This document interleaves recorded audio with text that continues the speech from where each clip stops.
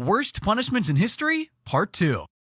If you thought punishments in Part 1 were brutal, wait till you see what humanity cooked up next, because apparently, too far was never far enough. Number 1. Keel hauling.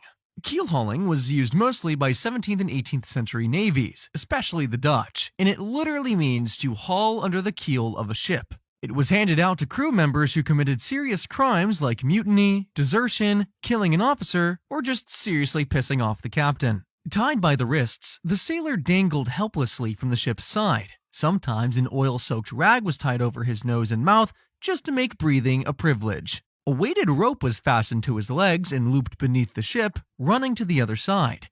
Then the sailor was thrown overboard and dragged into the ship's keel from one side to the other. By the way, old sailing ships were so tall that the drop alone could kill a man. As he was dragged beneath the hull, his back scraped against the barnacles and rough timbers, flaying the skin and exposing raw flesh.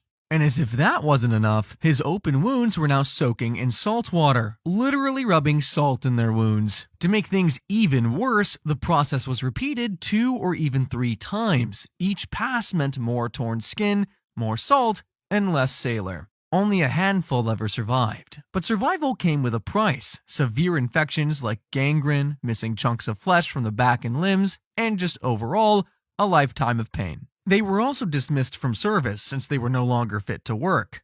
No wonder. Number 2. Scaphism.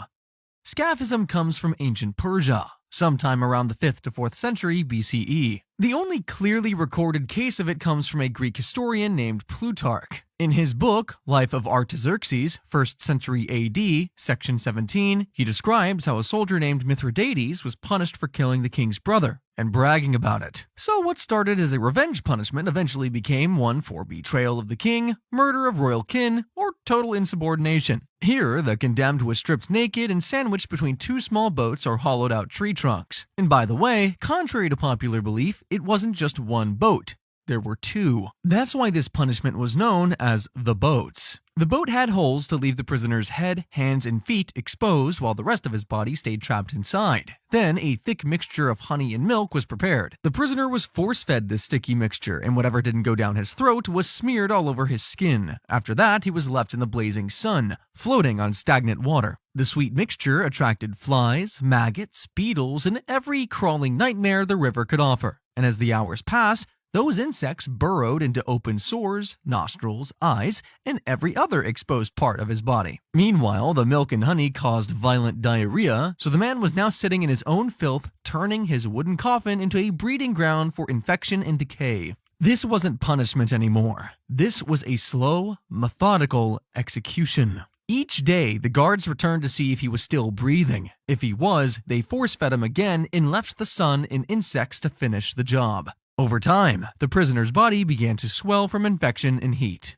The criminal's flesh blistered, split, and filled with larvae, while insects nested in their wounds. Some later retellings claim that even rats joined the feast, though I couldn't find any official record of it. As the days went on, his flesh began to decompose and turned black. And at last, the victim was reportedly eaten to the bone, and he eventually died from a mix of infection, exposure, and septic shock.